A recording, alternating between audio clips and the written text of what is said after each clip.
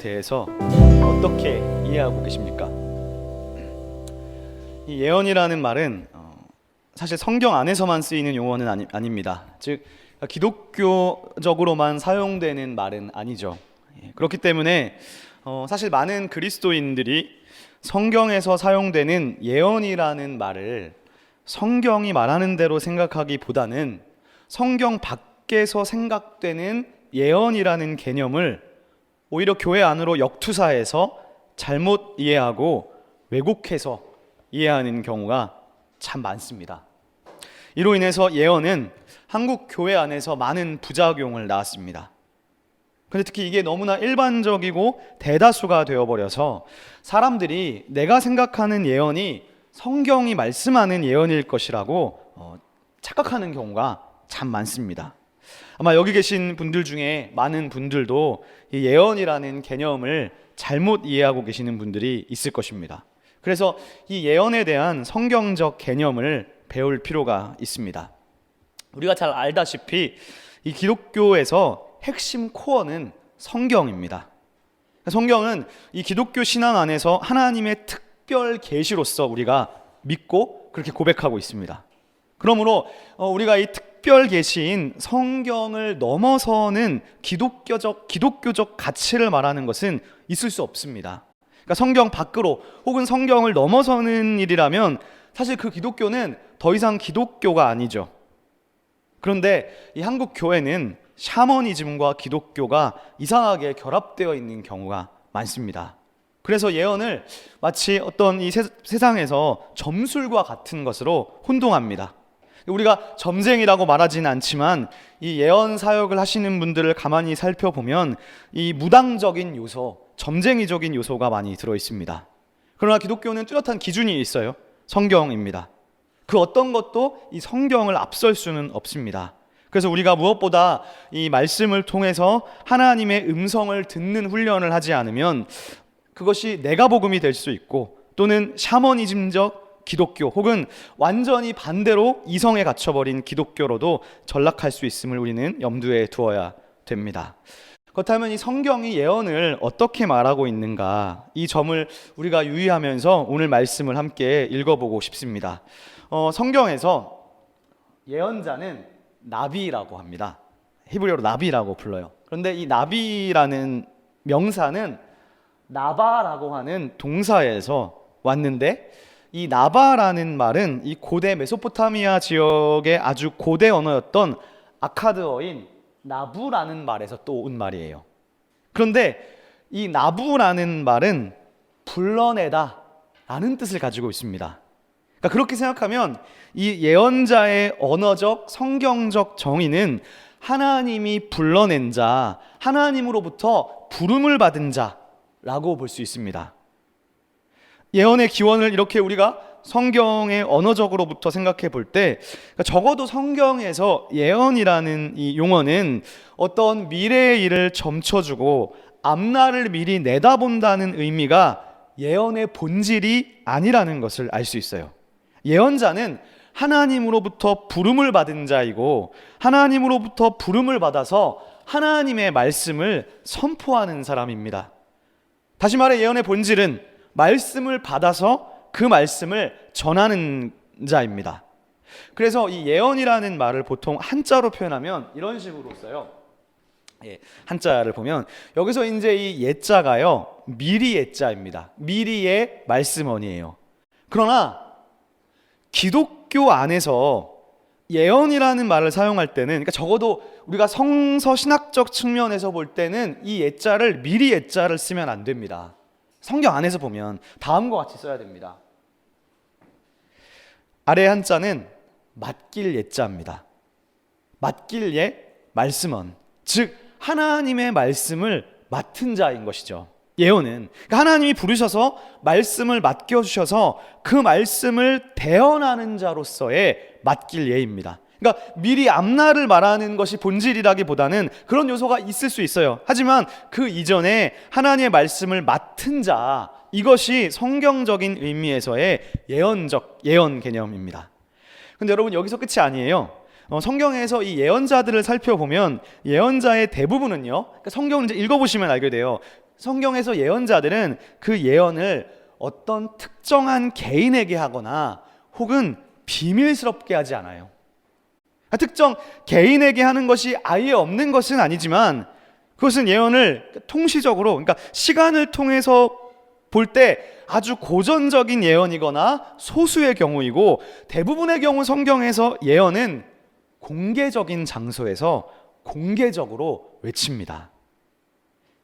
예언이 공개적이라는 것은, 만약에 이것을 오늘날에 적용해 보면 예언이 공개적이라는 것은 오히려 하나님이 맡겨주신 말씀을 공적인 자리에서 선포하는 것이기 때문에 예언 사역이라는 것에 실질적으로 어울리는 성경적인 것은 오히려 공적인 예배에서의 말씀 선포 시간이라고 할 수 있습니다.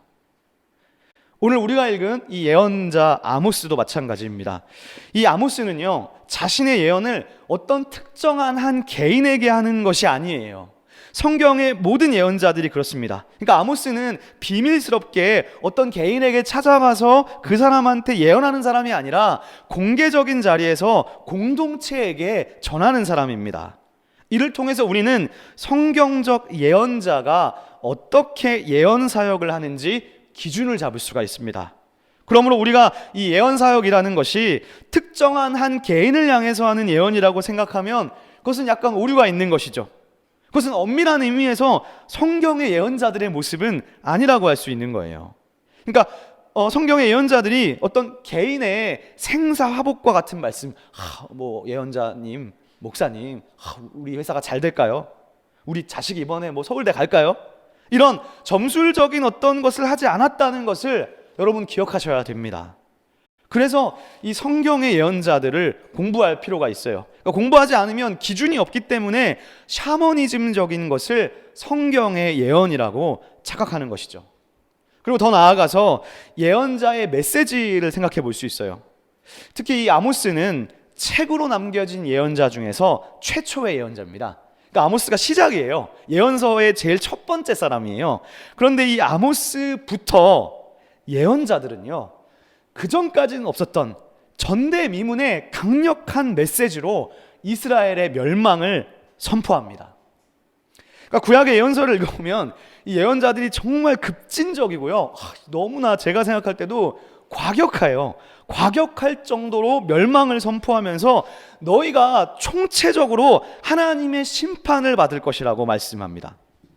그런데 저는 이제 이 고대 근동에 관심이 많은데, 이 고대 근동 그 당시, 그러니까 이스라엘 밖에 예언자들이 많았어요. 예언자들은 지금도 많잖아요. 고대 근동 시대에도 성경 안에서 말고 그 주변 국가들에도 예언자들이 많았어요. 근데 이 고대 바벨론, 이집트, 아수르, 이 메소포타미아 지역 수많은 고대 근동의 문헌들이 19세기, 20세기 발굴됐습니다. 그런데 이렇게 국가를 향해서 멸망을 선포하고 귀족들과 왕족들을 향해서 쓴소리를 하는 예언자는 성경에만 있어요. 고대 근동에 수많은 예언자들이 있었지만 그들은 이런 식으로 예언하지 않아요.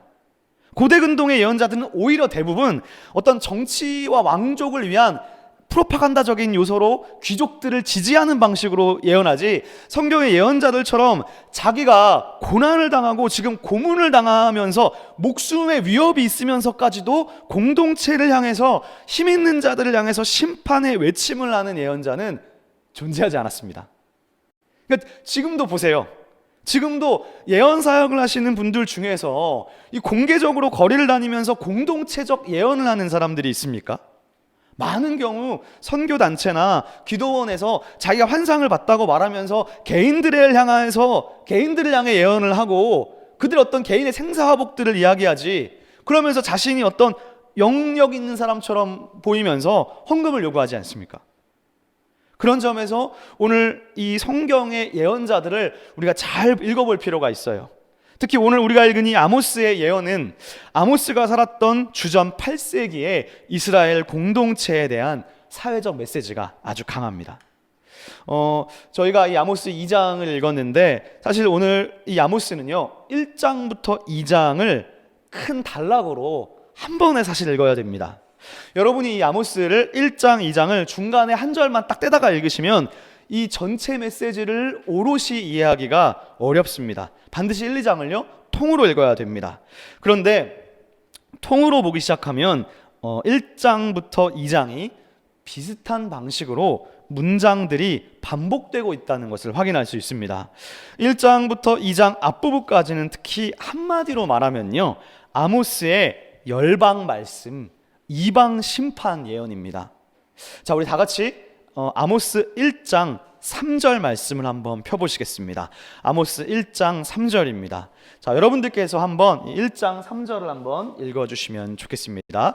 아모스 1장 3절입니다. 시작. 여호와께서 이와 같이 말씀하시되 다메섹의 서너 가지 죄로 말미암아 내가 그 벌을 돌이키지 아니하리니 이는 그들이 철 타작기로 타작하듯 길르앗을 압박하였음이라. 아멘. 다메섹의 서너 가지 죄라는 말이 나와요. 거기 다메섹에다가 한번 형광펜 표시 한번 해보시겠습니다. 다메섹입니다. 자, 그리고 나서 이제 지도를 한번 보시면 지금 이제 이스라엘이 여기에 있어요. 이제 북이스라엘이죠. 아모스가 이제 이 지역에서 활동을 하는 것인데, 다메섹은 어디에 있냐면 여기에 있는 나라예요. 아람의 수도였어요. 아람이라는 지금의 시리아 지역입니다. 자, 그 다음에 성경의 6절을 보시면 6절엔 이런 말이 나옵니다. 아모스가 가사의 서너 가지 죄를 지적하고 있어요. 가사에도 한번 체크해 보시고요.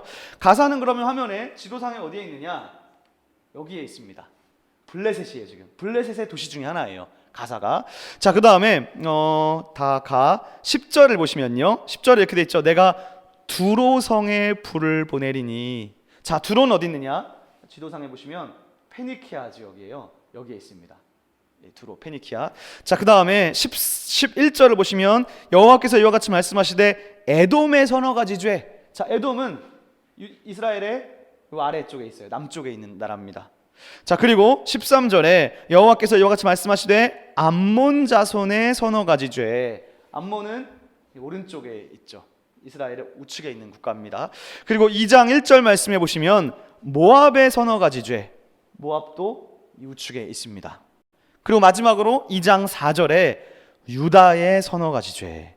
유다는 이제 이스라엘 남부로 갈려 있으니까 남쪽에 위치한 국가들입니다. 그래서 이 아모스는 북이스라엘에서 활동했던 예언자입니다. 근데 지금 아모스가 1장에서 이스라엘 주변에 있는 모든 나라들에 대한 심판 말씀을 전하고 있어요. 근데 여러분, 이게 잘 생각해 보시면 지금 아모스가 이 심판 말씀을 누구에게 하고 있느냐? 지금 너희 하나님이 심판하실 거야 라고 말씀하시는데 지금 이거를 누구에게 말하고 있는 거예요? 이스라엘에게 말하고 있는 거예요. 예를 들어서 어느 예언자가요, 지금 이렇게 얘기하는 거예요. 하나님이 일본에 불을 보내셔서 일본을 심판하실 것이다 라고 만약에 어떤 목사님이 설교를 했다고 가정해 봅시다.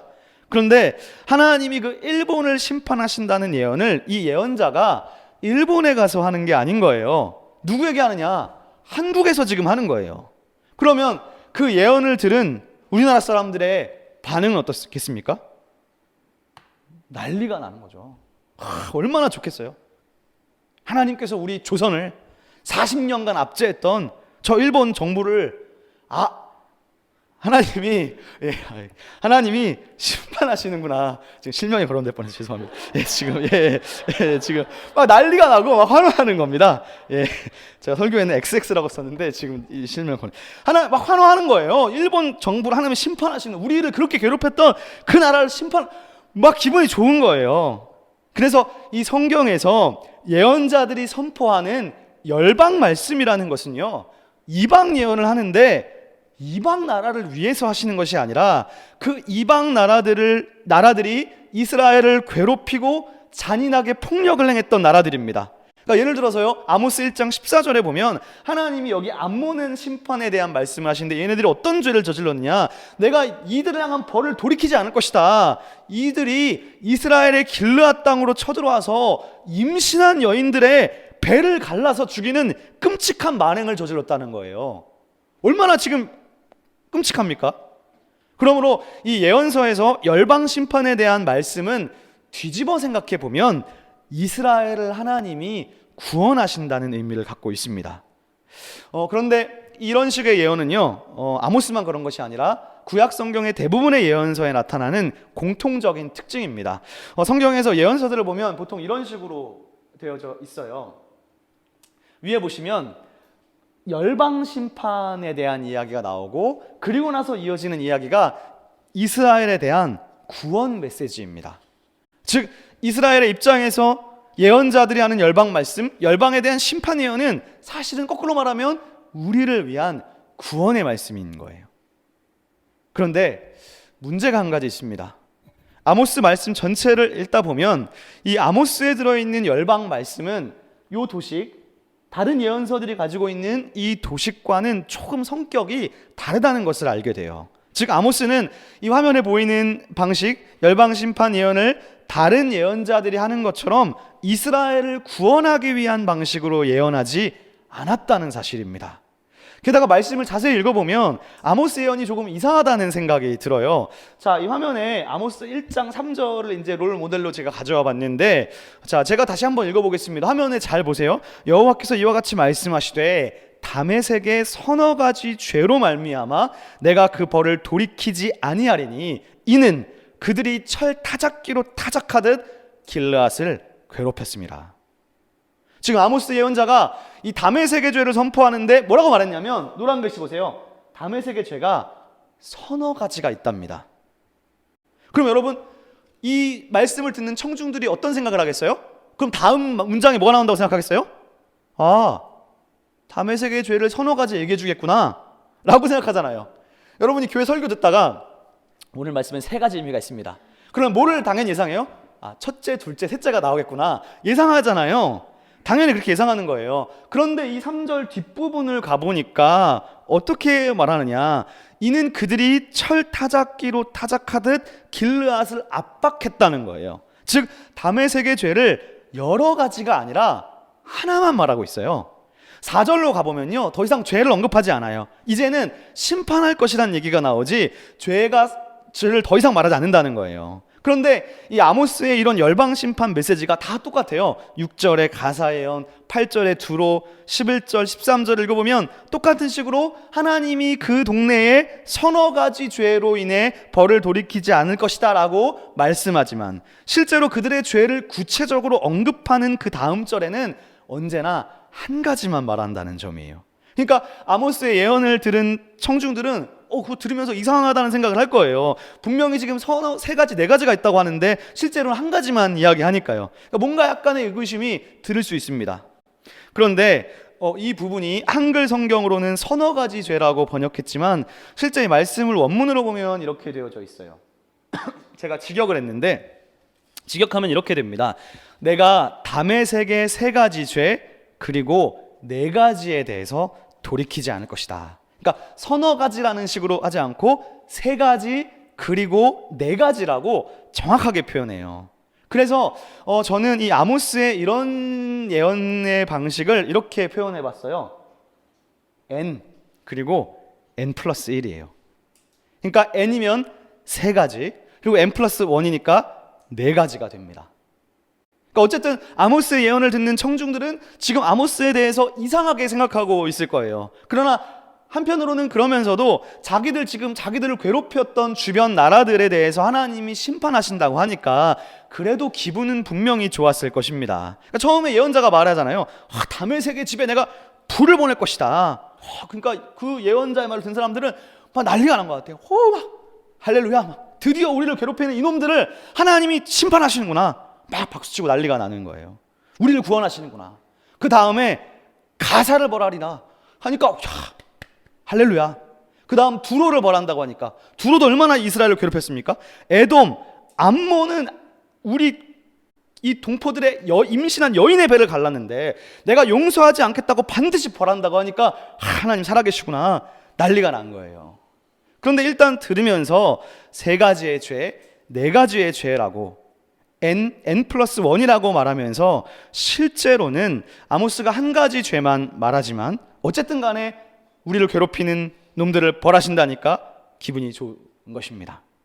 자, 그런데 이런 식으로 가다가 마지막에 누구의 죄까지 말하느냐? 유다의 죄까지 왔습니다. 유다는요, 정치적으로 볼 때 동포예요. 동포지만 이스라엘이 남북으로 갈라지면서 남유다는 북이스라엘의 입장에서는 오랜 경쟁자입니다. 그리고 역사서를 읽어보면 전쟁을 서로 많이 했어요. 그런데 오늘 예언자가, 그것도 남쪽에서 온 예언자가 유다까지 지금 죄악을 선포하는 거예요. 다 같이 2장 4절 말씀을 보시겠습니다. 자, 여러분들께서 4절의 말씀을 한번 읽어주시겠습니다. 2장 4절입니다. 시작.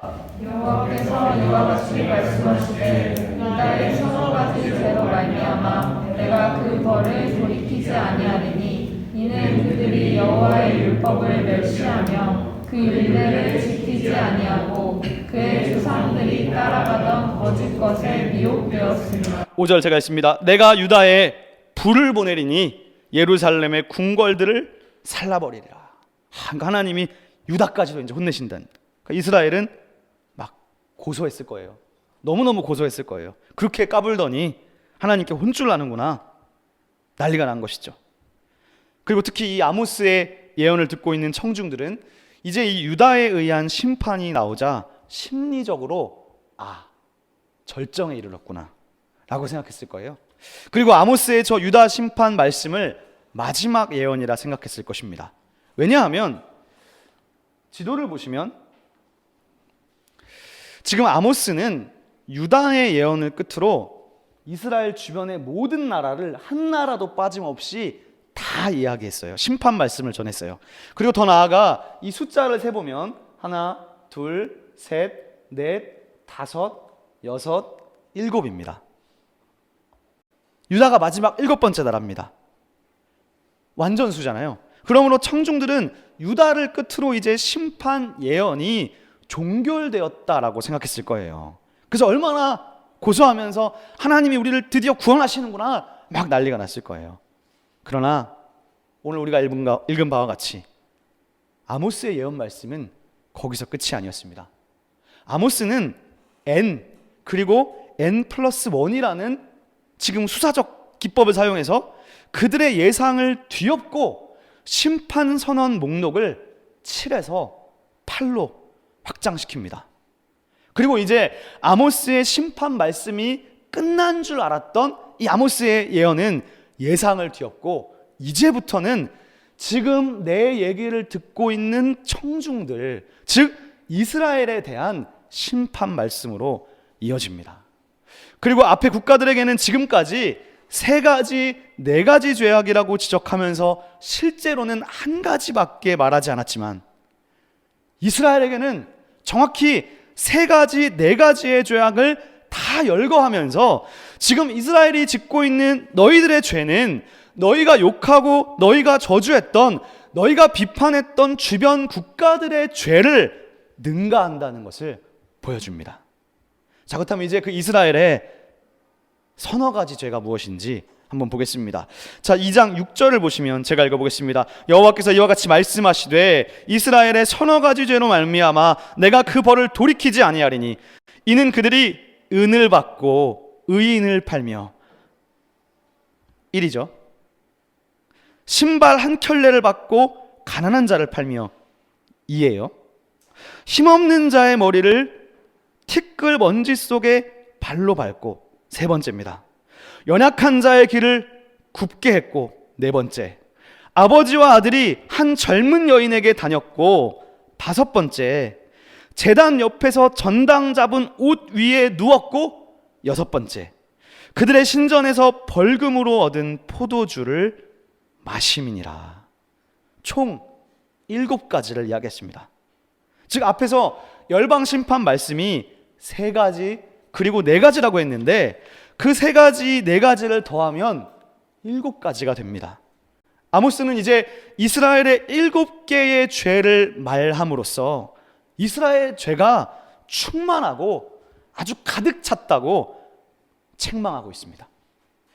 그래서 오늘 이 아모스의 예언이 다른 예언과 다른 점이 있습니다. 그것은 아모스가 다른 예언서처럼 열방의 심판을 선언하면서, 그러니까 하나님이 이스라엘을 구원하실 거야, 너를 괴롭히는 녀석들 하나님이 다 벌하실 거야, 즉 열방 심판이 너희의 구원이야, 그게 아니라는 거예요.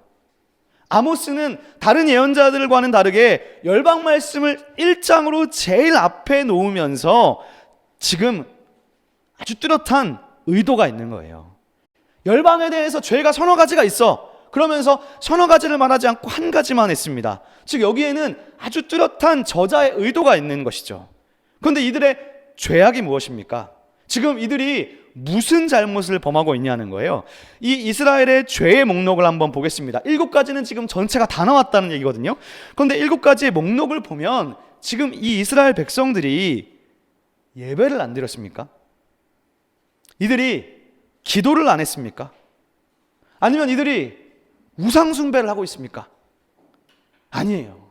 적어도 지금 아모스 시대에는 그것 때문에 혼나는 것은 아닙니다. 이들의 죄는 사실 아주 명확한 것이죠. 그것은 너희 공동체 안에서 너희가 연약한 사람들을 돌보아 주지 않고 공동체가 약한 사람들을 짓밟고 왕따시키고 폭력을 행하는 것입니다. 가난한 사람들을 인신매매하고 신발 한 켤레 값에 팔아버리고 그리고 너희가 힘없는 자의 머리를 발로 짓밟았다고 이야기합니다. 그리고 하나님은 바로 너희 사회의 그 문제 때문에 내가 심판할 것이라고 말씀합니다. 그러므로 여러분, 우리는 이것을 통해서 우리가 믿는 하나님이 어떤 하나님이신 줄을 배울 수 있습니다. 우리가 믿는 하나님은, 성경이 말씀하는 하나님은 우리가 살아가는 이 사회 속에서 연약한 사람들을 돌보아 주지 않고 공동체가 연약한 한 사람을 짓밟고 폭력을 행하는 것을 가장 싫어하시는 하나님이시라는 사실입니다. 이게 우리가 믿는 하나님이에요. 많은 그리스도인들이 착각하는 것이 있습니다. 종교 행사에 와서 예배하고 하나님을 찬양하며 살아갑니다. 그리고 많은 그리스도인들이 영적인 것들을 추구해요. 예언의 은사를 받기 원하고 방언을 사모하고 기적을 원해요. 하나님 체험하기를 원해요. 그런데 그렇게 영적인 것들을 추구하고 예수님을 닮기를 원한다고 하는데 정작 우리가 살아가는 삶 속에서, 우리가 살아가는 사회 속에서는 자신의 이익을 위해서만 살아가고 내가 손해보기를 싫어하고 사회에서 우리가 일하는 삶 속에서는 막상 이러한 하나님의 통치를 거부합니다. 그리고 성경은 바로 이것이 내가 너희를 심판하는 이유라고 말씀합니다. 아모스 2장 13절 이하를 보겠습니다. 보라, 곡식단을 가득히 실은 수레가 흙을 누름같이 내가 너희를 누르리니 빨리 다른 박질하는 자도 도망할 수 없으며 강한 자도 힘을 낼 수 없으며 용사도 자기 목숨을 구할 수 없으며 활을 가진 자도 설 수 없으며 발이 빠른 자도 피할 수 없으며 말 타는 자도 자기 목숨을 구할 수 없고 용사 가운데 그 마음이 굳센 자도 그 심판 날에는 벌거벗고 도망하리라. 여호와의 말씀입니다. 여러분, 이 말씀은 정말로 급진적이고요, 총체적인 심판이에요. 이런 메시지는요, 그 당시 고대 근동 세계에서는 유례가 없는 심판 예언이고 성경에서는 아모스에서 최초로 등장합니다. 그러니까 그 전까지는 여러분이 아시는 이제 공부했던 예언자들, 하나님이 심판 말씀하시는 목적이 뭐였나요? 그 전까지는 예언자들은요, 심판을 이야기하지만 회개를 원해요. 하나님이 회개를 촉구하기 위한 목적으로 얘기해요. 즉 돌아오라는 것이죠. 근데 이 아모스의 말씀을 보면 니네가 지금 이렇게 살고 있는데 여기서 회개하면 하나님이 용서해 주실 거야. 그러니까 하나님께로 돌아오라. 이런 경고가 아닌 거예요. 지금 이것은요, 하나님의 완전한 심판 말씀입니다. 그래서 이런 기원은 이스라엘 이전에도 없었고 고대 근동 세계에도 유례가 없습니다. 그 전까지 하나님은 이런 식이 아니었던 거예요. 이렇게 총체적으로 멸망시키시는 하나님은 아니었어요. 정말 메시지가 급진적이에요. 그날에는 아무리 달리기가 빠른 사람이라도 하나님의 진노에서 피할 수 없다는 거예요. 아무리 강한 자라도 힘을 낼 수 없고 용사들은 목숨을 구할 수 없다는 거예요. 말을 타고 도망간다 하더라도 도망갈 수 없다는 거예요. 완전히 총체적인 하나님의 심판 메시지입니다. 그런데 오늘 아모스가 사용하는 이 낱말, 이스라엘의 서너 가지 죄라고 할 때 이 죄를 표현하는 히브리어가 여러 가지가 있어요. 그런데 여기에서는 페샤라는 말을 사용합니다. 이 페샤라는 말의 기본 뜻은요, 반역이에요. 반역.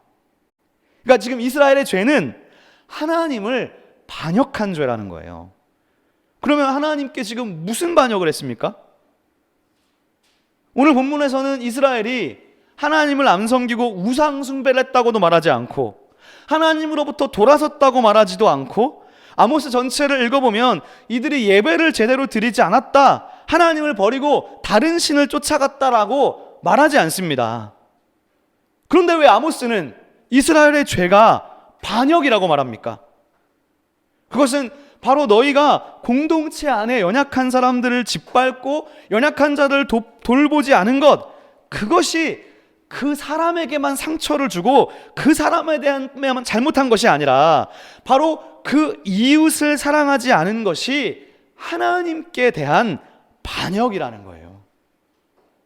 그러니까 우리는 찔림을 받을 때 내가 주일날 예배 빠졌으니까 하나님 벌 주시겠구나, 교회 안 나가는 것 때문에 죄책감을 받아요. 그런데 오늘 아모스는 그 부분을 지적하지 않습니다. 오히려 교회는 나가고 예배는 드리는데 너희 공동체 안에서 한 사람을 짓밟고 머리를 발로 밟는 행위, 너희 인간관계 속에서 이웃을 사랑하지 않고 미워하는 행위, 그것이 하나님께 대한 반역이라고 선포하고 있어요. 그러므로 여러분, 이 하나님과 세상, 하나님과 여러분이 사는 사회는 결코 분리되지 않습니다. 분리될 수 없습니다. 하나님은 종교적 삶과 사회적 삶을 결코 분리해서 생각하시지 않으십니다. 특별히 오늘 이 아모스의 말씀, 아모스의 심판 말씀에서 예언자 아모스는 열방에 대한 이방 나라 죄를 선포했어요. 근데 이 아모스는 이방 나라들의 죄가 서너 가지가 있다고 하면서 그것을 뭐라고 말했냐 하면 이 다메섹이 예를 들어 다른 나라를 쳐들어가서 괴롭힐 거예요. 그러니까 에돔도 다른 나라를 포로로 붙잡아가지고 인신매매를 하고 다른 나라들에 대한 폭력을 행했던 것을 지적했어요. 그런데 이스라엘의 죄는 뭐냐? 이스라엘은 하나님이 지금 내가 싫어하고 미워하는 이웃 나라들을 하나님이 심판하신다고 하니까 기분이 좋았다고 하지 않습니까? 그런데 이스라엘은 뭐냐?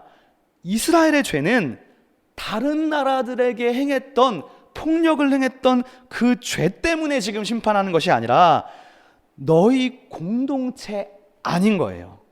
공동체 밖에서 폭력을 행하고 다른 나라들을 압제한 것이 아니라 지금 너희가 비판하고 욕했던 그 바깥 사람들이 문제가 아니라 이스라엘 너희의 반역죄는 공동체 바깥이 아니라 지금 너와 함께하고 있는 사람들, 너와 같이 살고 있는 사람들, 공동체 안에 내 옆에 있는 사람들에게 그렇게 하고 있다는 것입니다. 즉 오늘 이스라엘의 문제는 세상 바깥이 아닙니다. 바로 나와 함께하고 있는, 나와 제일 가까운 공동체 안에 있는 이웃에게 폭력을 행하고 그들의 머리를 짓밟은 것입니다. 특별히 아모스가 관심을 두고 있는 것은요, 단순히 이들이 고아, 과부, 나그네처럼 어느 사회에서나 존재할 수밖에 없는 궁핍하고 소외된 사람들을 짓밟았다고 지금 비판하는 게 아니에요. 자연 발생적으로 소외된 사람들이 아니라 공동체 안에서 구조적으로 소수이기 때문에 약자가 된 가난한 농민들을 조직적으로 짓밟고 있는 것입니다. 다시 말해서 공동체 안에 힘 있는 사람들, 목소리 크고 하여튼 권력 있는 사람들, 공동체 내에서 헤게모니를 쥐고 있는 사람들끼리 조직적으로 뭉치고 편가르기를 하면서 약자에게 하는 것이죠.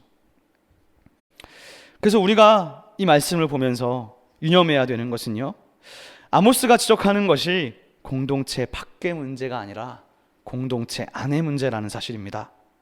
다른 나라의 문제가 아니라 이 사회의 문제입니다. 그리고요, 불교, 이슬람교, 다른 종교의 문제가 아니라 한국 교회의 문제인 것이죠. 그리고 다른 교회의 문제가 아니라 M교회, S교회 같은 다른 교회의 문제가 아니라 이것이 우리 교회 안에 문제일 수도 있다는 것입니다. 아모스는 그것을 지적하고 있어요.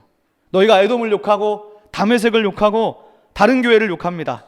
그러나 더 무서운 문제가 공동체 밖이 아니라 공동체 안에서 시작할 수 있음을 우리는 잘 보아야 합니다. 예수님이 뭐라고 하셨습니까? 예수님은 너희가 남을 비판하기 전에, 남을 판단하고 헤아리기 전에 자기 자신을 먼저 보라고 하셨어요. 내가 형제의 눈 속에 있는 티는 보면서 왜 내 속에 있는 들보는 보지 못하느냐? 남의 잘못에 지적하고 남을 함부로 판단하고 정죄하면서 왜 자기 자신 안에 있는 들보는 보지 못하느냐? 라고 말씀하셨습니다. 우리가, 저를 포함해서 저도 제 모습을 가만히 보면 우리가 얼마나 이중적인 잣대를 가지고 사람들을 대하는지 몰라요. 얼마나 이중적인지 몰라요. 여러분들은 이 시온의 교회를 섬기시면서 어떻습니까? 여러분, 오늘은 이 시온의 교회가 개척된 지 정확히 3주년이 되는 주일입니다. 우리 교회가 2017년 4월 30일에 개척 예배를 드렸어요. 4월 30일이 되기 전에 공사할 때 이미 4월 첫째 주부터 우리가 예배를 드리기 시작했어요. 제가 아직도 기억해요. 그때 앉아있는 사람이 3명밖에 없었어요. 찬양팀 3명하고 앉아있는 사람 한 2명 있었어요. 그런데 우리 교회가 3년이 지난 지금 이렇게 작은 교회 안에서 혹시나 우리가 당짓고 편가르게 하고 누군가를 미워하고 있지는 않으십니까? 예수님은 이 아모스의 선포를 아모스보다 더 무섭게 비판하고 계세요. 예수님께서는 형제를 향하여 나가라, 욕하는 자마다 폭력을 행하고 살인하는 것과 동일하다고 말씀하셨습니다. 여러분이 공동체 안에서 누군가를 욕하고 누군가를 미워하면 그건 지금 살인죄를 저지르는 것과 똑같은 거예요. 만약에 우리가 누군가를 미워하고 누군가를 욕한다면 우리가 미워하는 그 사람은 사실 예수님께서 사랑하셔서 십자가에 죽으신 사람입니다. 우리가 미워하는 그 사람을 주님이 그 누구보다도 소중히 여겨서 주님께서 그를 받아주셨어요. 그런데 우리는 그렇게 예수님께서 받아주신, 예수님께서 죽으신 그 형제 자매를 함부로 대할 수 있습니까? 우리가 예수 그리스도의 제자이고 우리가 그리스도인이라면, 그런데 우리가 공동체 안에서 누군가를 온전히 용납하지 못하고 미워하면 그것은 그 사람에게만 잘못한 것이 아니라 하나님을 향한 반역입니다. 여러분, 시온의 교회에 왜 오셨습니까? 저는 여러분께 그런 말씀을 드리고 싶어요. 이 교회를 대충 다닐 거면 시온의 교회로 오지 말아라. 내가 나오고 싶을 때 나오고 안 나오고 싶을 때 안 나올 거면, 자기 마음대로 신앙생활 할 거면 저는 다른 교회로 가라고 얘기하고 싶어요. 저를 힘들게 하지 말고, 다른 성도들 괴롭히지 말고 다른 교회로 가라고 말하고 싶어요. 우리 교회 안에 많은 분들이 다른 교회 다니시다가 상처받으신 분도 계시고, 또 다른 교회에 대해서 안 좋은 생각을 가지고 오신 분들이 있을 수 있어요. 근데 저는 여기까지도 와서, 개척교회까지 와서 미워하고 욕하고 편가르기 할 거면 다른 교회 가라는 거예요. 개척교회는 그런 문제가 아니어도 힘든 교회입니다. 개척교회를 온다는 것은 교회를 섬기고 이 교회가 어떻게 해서든 일어날 수 있도록 한 마음으로 돕고 사랑하고 막 부르짖으면서 기도해도 살아남을까 말까 하는 교회가 개척교회예요. 막 성령으로 충만하고 막 뜨겁게 기도해도 이 교회가 온전해질까 아닐까가 문제인 교회예요. 여러분이 전에 다니셨던 교회들과는 다른 거예요. 큰 교회야 내가 일하지 않고 내가 아무것도 하지 않고 내가 신경 쓰지 않아도 잘 모르죠. 그러나 개척교회는 그렇지 않습니다. 누군가가 교회 나가기 싫다, 저는 그러면 나오지 말라고 하고 싶어요. 괜찮으니까. 어차피 시작할 때 3명 4명밖에 없었으니까. 왜 교회 나가기 싫다는 말을 합니까? 이 작은 교회에서 사랑하고 용납하고 정말 섬겨도 모자랄 판에 내가 교회 나가기 싫다, 저는 다른 교회 가면 좋겠어요. 한국의 교회가 얼마나 많습니까? 우리 장로교 통합측만 해도요 8천 교회가 있어요. 다른 교회에 가도 됩니다. 우리가 이 작은 교회에서 우리가 다른 것을 바라는 것이 아니라 남을 사랑하고 온전히 섬기고 우리 안에 서로를 받아들이지 못하고 용납하지 않고 내가 불편하고 내가 힘든 것만 이야기한다면 우리 교회가 온전히 서기 힘들 것입니다.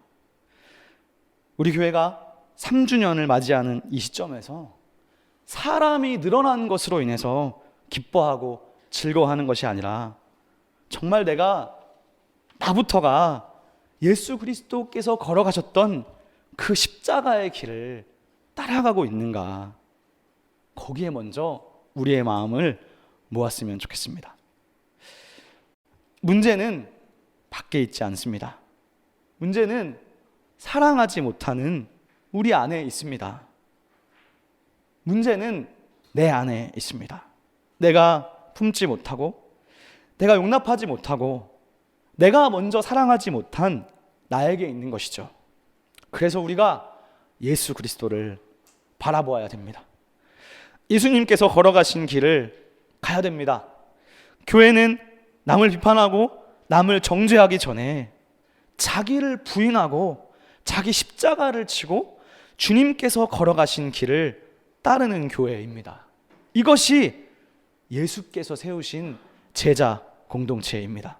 그리고 우리 시온의 교회는 그 예수님의 십자가 길을 따라가는 교회입니다. 이 길을 함께하고 이 자기를 부인하는 십자가 길을 함께하는 그런 여러분들이 되시기를 바랍니다.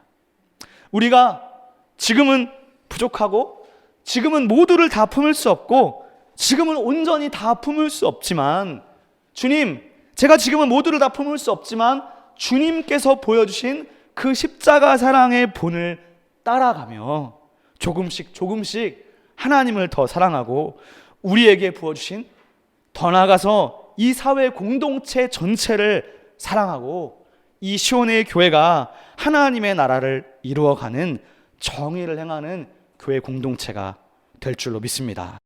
그런 여러분들이 되시기를 주님의 이름으로 축원합니다. 기도하겠습니다. 거룩하신 하나님 아버지,